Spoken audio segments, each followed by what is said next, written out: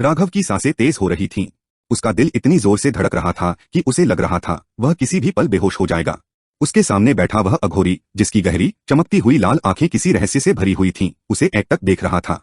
चारों ओर चिताओं की धधकती लपटें थी, लहराते हुए धुएं में अजीब सी आकृतियां बन रही थीं, मानो कोई अदृश्य शक्ति उसे घूर रही हो। शमशान में हर तरफ रहस्यमय आवाजें गूंज रही थीं। कहीं से कोई कराहने की आवाज, कहीं से किसी अनजान भाषा में फुसफुसाहट। हवा इतनी ठंडी थी कि राघव की हड्डियां तक जम रही थीं, लेकिन उसका माथा पसीने से भीग चुका था। अचानक अघोरी ने अपनी आंखें बंद की और जोर से एक मंत्र बोला। जैसे ही ये शब्द हवा में घुले, पूरी जगह हिल उठी। चिताओं की आग अचानक और तेज हो गई, हवाएं सनसनाने लगीं और चारों ओर पड़े कपाल, खोपड़ियां रहस्यमय ढंग से हिलने लगे। राघव की आंखें फटी की फटी रह गईं। तभी अघोरी ने अपनी कमंडल से भभूत निकाली और हवा में उछाल दी। वो राख हवा में फैलकर एक चमकती हुई आकृति में बदल गई, एक डरावनी छाया, जिसकी आंखें आग की तरह जल रही थीं। वो परछाई धीरे धीरे राघव की ओर बढ़ने लगी।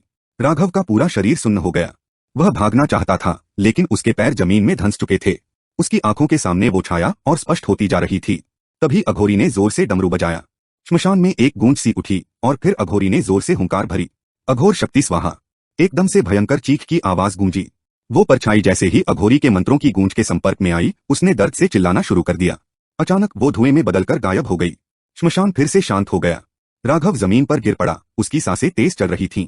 उसे अब महसूस हुआ कि पिछले कुछ महीनों से जो अजीब घटनाएं उसके साथ हो रही थीं, रात में किसी की सरसराहट सुनाई देना, बिना वजह बुरे सपने आना और अचानक बिना कारण बीमार पड़ जाना, ये सब उस बुरी शक्ति की वजह से था। अघोरी ने गहरी सांस ली और राघव के पास आकर बोले, तू अनजाने में किसी प्रेत आत्मा के प्रभाव में आ चुका था।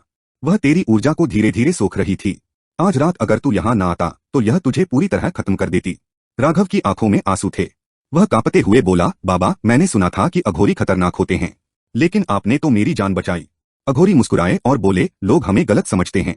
हम तंत्र और साधना का उपयोग बुरी शक्तियों से लड़ने के लिए करते हैं, न कि किसी को डराने के लिए।